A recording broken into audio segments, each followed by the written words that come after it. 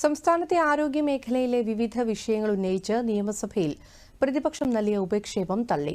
കേരളത്തിന്റെ ആരോഗ്യ മേഖല അത്യാസന്ന നിലയിലാണെന്ന് പ്രതിപക്ഷം ആരോപിച്ചു. എന്നാൽ ഒറ്റപ്പെട്ട സംഭവങ്ങൾ ഉയർത്തിക്കാട്ടുകയാണ് പ്രതിപക്ഷമെന്നായിരുന്നു മന്ത്രി എം.പി. രാജേഷിന്റെ പ്രതികരണം.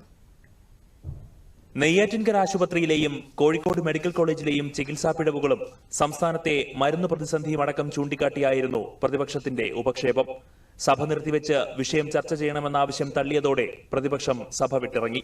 കേരളത്തിന്റെ പൊതുജന ആരോഗ്യം, പബ്ലിക് ഹെൽത്ത് അപകടത്തിലേക്ക് നീങ്ങുകയാണ് എന്നുള്ള യാഥാർത്ഥ്യം ഗവൺമെന്റ് തിരിച്ചറിയാതെ പണ്ട് ആനപ്പുറത്ത് കയറിയതിന്റെ തഴമ്പുണ്ട് എന്ന് അവകാശപ്പെട്ടുകൊണ്ട് ഇപ്പോഴും ഇരിക്കുക. സാർ, ഗുരുതരമായ ഈ വിഷയം സഭാ നടപടികൾ നിർത്തിവെച്ച് ചർച്ച ചെയ്യാത്തതിൽ പ്രതിഷേധിച്ച് ഞാനും എന്റെ പാർട്ടിയും വോക്കൌട്ട് ചെയ്യും.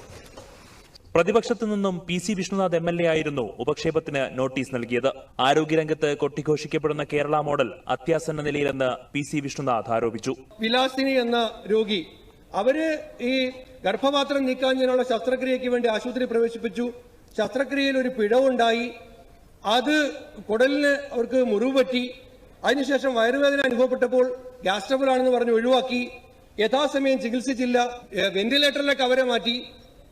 കുടുംബാംഗങ്ങൾക്ക് യാതൊരു വിവരവും കിട്ടിയില്ല. അവർ പ്രൈവറ്റ് ആശുപത്രിയിലേക്ക് മാറ്റാമെന്ന് അധികൃതരോട് പറഞ്ഞു. അതിനെ അനുവദിച്ചില്ല.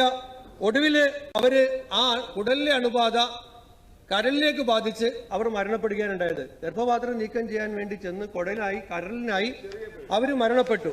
എന്നാൽ ഒറ്റപ്പെട്ട സംഭവങ്ങളെ മുൻനിർത്തിയാണ് കേരളത്തിലെ പൊതുജനാരോഗ്യ രംഗത്തെ ഇകഴ്ത്തിക്കാട്ടാൻ ശ്രമിക്കുന്നതെന്ന് മന്ത്രി എം.പി. രാജേഷ് പറഞ്ഞു. ഒറ്റപ്പെട്ട സംഭവങ്ങളെ സാമാന്യവൽക്കരിക്കുന്നത് ആരോഗ്യ പ്രവർത്തകരുടെ ആത്മവീര്യം കെടുത്തുമെന്നും മന്ത്രി കൂട്ടിച്ചേർത്തു. വർഷങ്ങൾക്ക് മുമ്പ് നടന്നത് അടക്കമുള്ള 2-3 സംഭവങ്ങൾ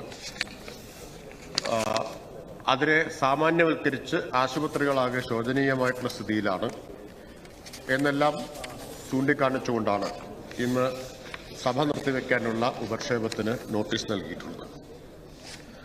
സർ, കേരളത്തിലെ സർക്കാർ ആശുപത്രികളും പൊതുജനാരോഗ്യ സംവിധാനവും ഇന്ത്യയിലെ മറ്റേതൊരു സംസ്ഥാനത്തേക്കാൾ മികച്ചതും ലോകശ്രദ്ധ പിടിച്ചുപറ്റിയിട്ടുള്ളതുമാണ്. സംസ്ഥാനത്തെ ഒരു സർക്കാർ ആശുപത്രിയിലും മരുന്നുക്ഷാമമില്ല എന്നും മന്ത്രി എം.പി. രാജേഷ് പറഞ്ഞു.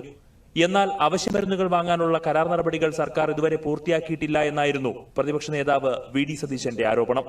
മാർച്ച് മാസത്തിൽ മരുന്നുകൾക്കായി ഓർഡർ നൽകണമെന്നിരിക്കെയാണ് ഈ അവസ്ഥ. കുടിശ്ശിക നൽകാത്തതിനാൽ പല മരുന്ന് കമ്പനികളും ടെൻഡർ നടപടികളിൽ നിന്നും പിന്മാറുകയാണെന്നും പ്രതിപക്ഷ നേതാവ് പറഞ്ഞു.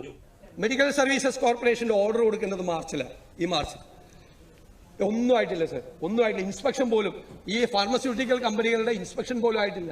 എനിക്ക് ആ പ്രൊസീജിയർ കംപ്ലീറ്റ് അറിയാവുന്നതാണ്. ഇതിനു മുമ്പ് ഞാനിവിടെ മെഡിക്കൽ സർവീസസ് കോർപ്പറേഷനെ കൊണ്ട് സംബന്ധിച്ച വിഷയങ്ങൾ നിയമസഭയെ കൊണ്ടുവന്നിട്ടുള്ള ഒരു പ്രൊസീജിയറുണ്ട്, ഒരു പ്രോട്ടോകോൾ ഉണ്ട്. ഇതുവരെ ഇൻസ്പെക്ഷൻ പോലും നടന്നിട്ടില്ല.